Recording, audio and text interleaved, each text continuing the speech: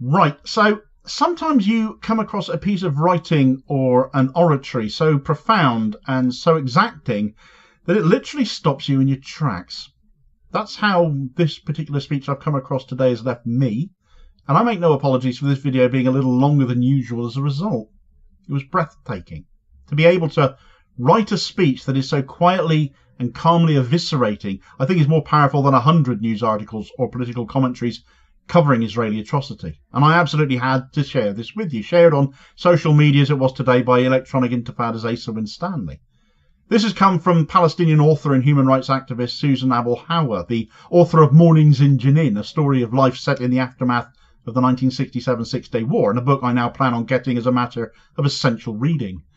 This speech was made at the recent Oxford Union debate, a debate which actually descended into chaos to some degree, as many students sought to leave the moment they became aware that a former IDF spy was present to speak on behalf of Israel in a debate where the motion presented was "This House believes Israel is an apartheid state responsible for genocide."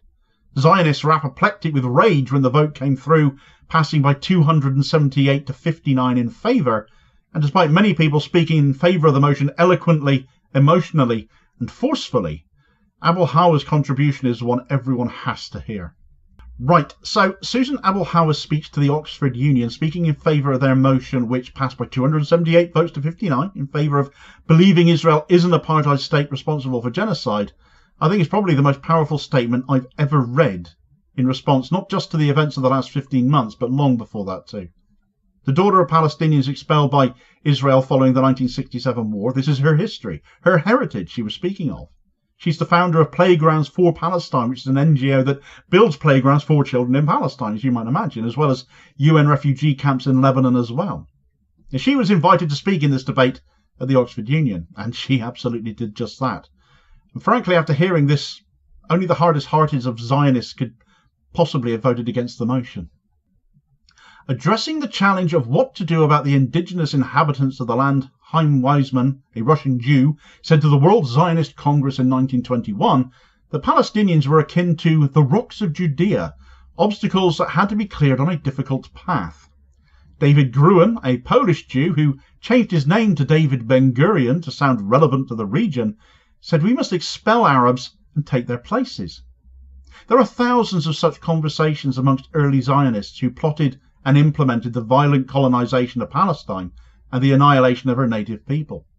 But they were only partially successful, murdering or ethnically cleansing 80% of Palestinians, which meant that 20% of us remained. An enduring obstacle to their colonial fantasies, which became the subject of their obsessions in the decades that followed, especially after conquering what remained of Palestine in 1967.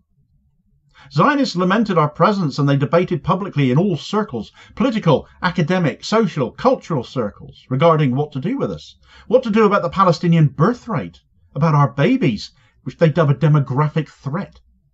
Benny Morris, who was originally meant to be here, once expressed regret that Ben-Gurion did not finish the job of getting rid of us all, which would have obviated what they referred to as the Arab problem.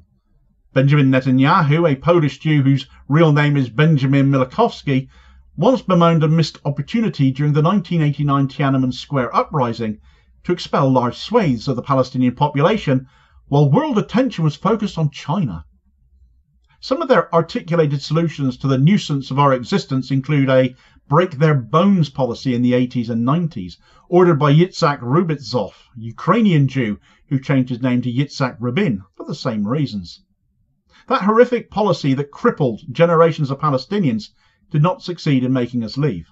And frustrated by Palestinian resilience, a new discourse arose, especially after a massive natural gas field was discovered off the coast of northern Gaza worth trillions of dollars. This new discourse is echoed in the words of Colonel Ephraim Eitan, who said in 2004, "We have to kill them all." Aaron Sofer, an Israeli so-called intellectual and political advisor, insisted in 2018 that we have to kill and kill and kill all day, every day.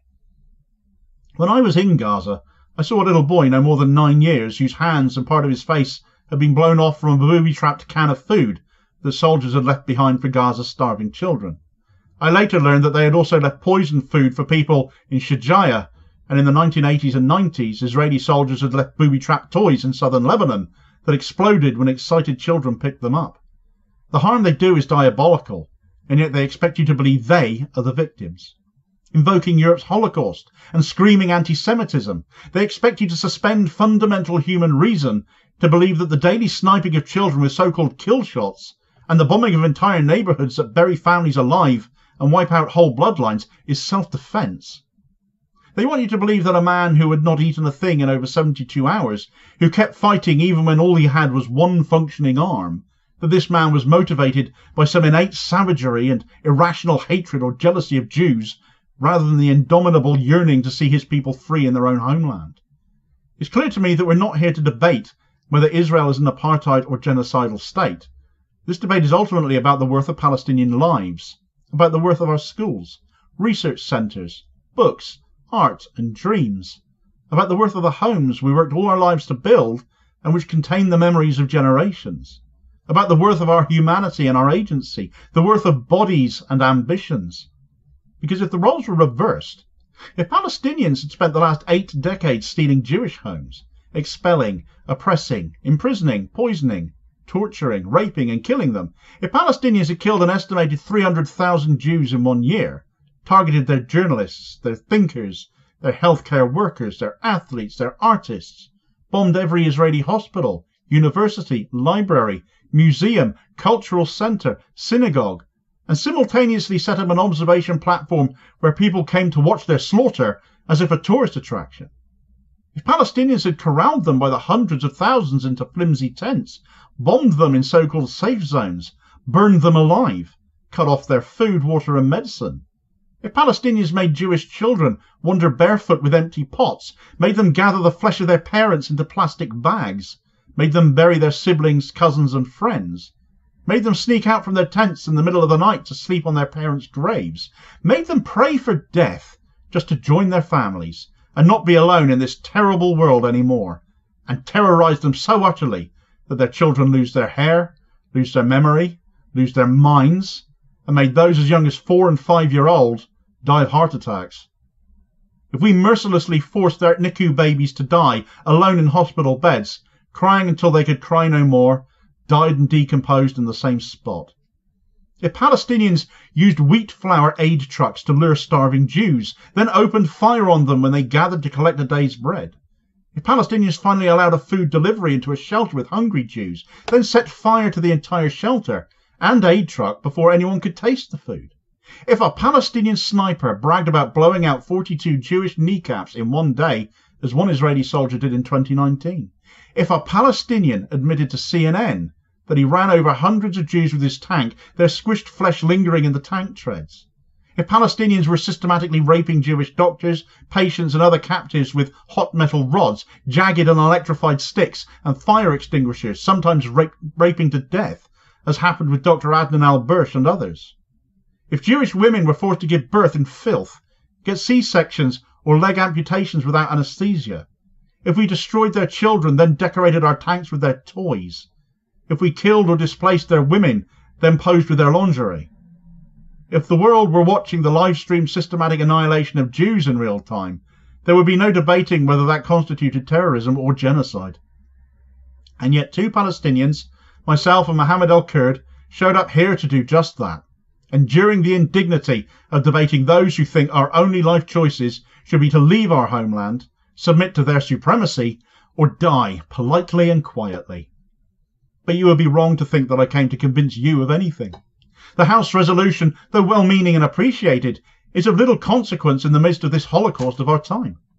I came in the spirit of Malcolm X and Jimmy Baldwin, both of whom stood here and in Cambridge before I was born, facing finely dressed, well-spoken monsters who harboured the same supremacist ideologies as Zionism, these notions of entitlement and privilege, of being divinely favoured, blessed or chosen. I'm here for the sake of history, to speak to generations not yet born, and for the chronicles of this extraordinary time where the carpet bombing of defenceless indigenous societies is legitimised. I'm here for my grandmothers, both of whom died as penniless refugees while foreign Jews lived in their stolen homes. And I also came to speak directly to Zionists here and everywhere. We let you into our homes when your own countries tried to murder you and everyone else turned away. We fed, clothed, gave you shelter, and we shared the bounty of our land with you. And when the time was right, you kicked us out of our own homes and homeland. Then you killed and robbed and burned and looted our lives. You carved out our hearts because it is clear you do not know how to live in the world without dominating others. You have crossed all lines and nurtured the most vile of human impulses. But the world is finally glimpsing the terror we have endured at your hands for so long, and they are seeing the reality of who you are, who you've always been.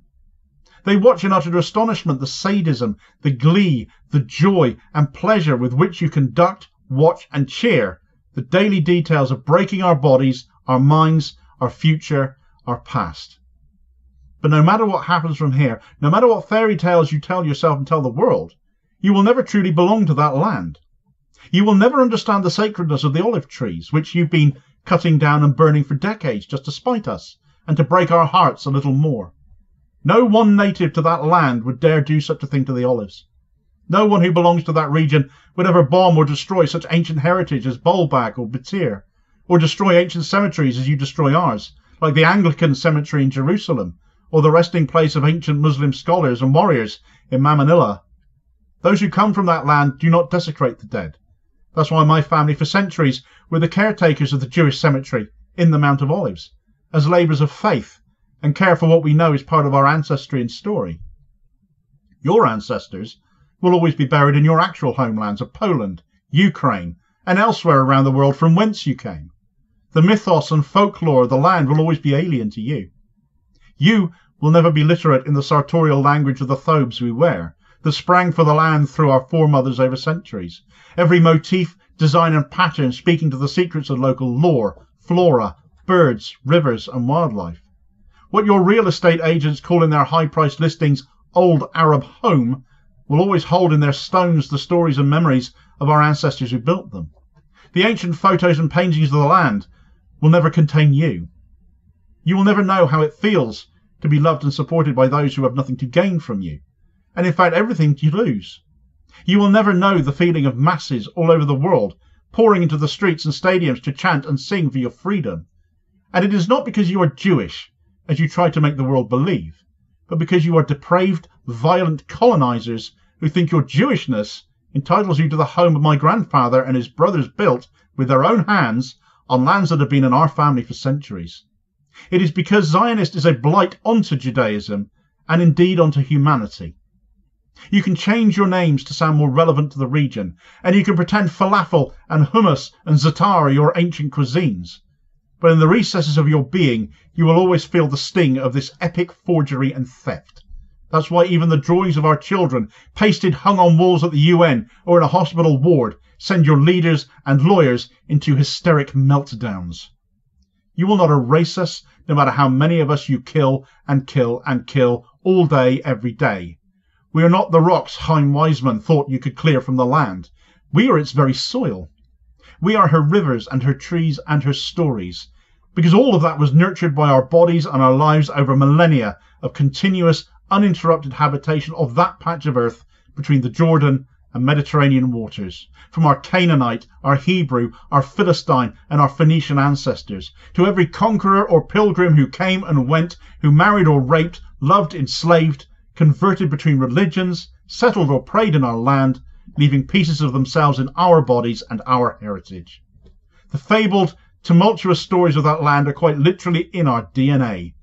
You cannot kill or propagandize that away, no matter what death technology you use or what Hollywood and corporate media arsenals you deploy. Someday, your impunity and arrogance will end. Palestine will be free.